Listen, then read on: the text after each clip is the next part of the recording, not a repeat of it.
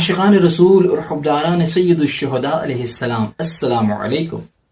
معزز سامعین، جب ایک شخص نے امیر المؤمنین علیہ السلام سے سوال کیا کیا ہمارا اہل شام سے لڑنے کے لیے جانا قضاء و قدر سے تھا، تو آپ نے جواب دیا خدا تم پر رحم کرے، شاید تم نے حتمی و لازمی قضاء و قدر سمجھ لیا ہے کہ جس کے انجام دینے پر ہم مجبور ہیں۔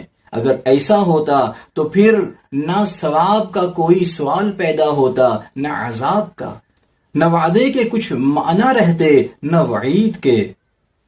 خداوند عالم نے تو بندوں کو خود مختار بنا کر مأمور کیا ہے اور عذاب سے ڈراتے ہوئے نہیں کی ہے۔ اس نے سہل و آسان تکلیف دی ہے اور دشواریوں سے بچائے رکھا ہے۔ تھوڑے کیے پر زیادہ اجر و ثواب دیتا ہے۔ اس کی نافرمانی اس لیے نہیں ہوتی کہ وہ دب گیا ہے، اور نہ اس کی اطاعت اس لیے کی جاتی ہے کہ اس نے مجبور کر رکھا ہے۔ اس نے پیغمبروں کو بطور تفریح نہیں بھیجا اور بندوں کے لیے کتابیں بے فائدہ نہیں اتاری، اور نہ آسمان و زمین اور جو کچھ ان دونوں کے درمیان ہے ان سب کو بیکار پیدا کیا ہے۔ یہ تو ان لوگوں کا خیال ہے جنہوں نے آتش جہنم کے عذاب سے کفر اختیار کیا۔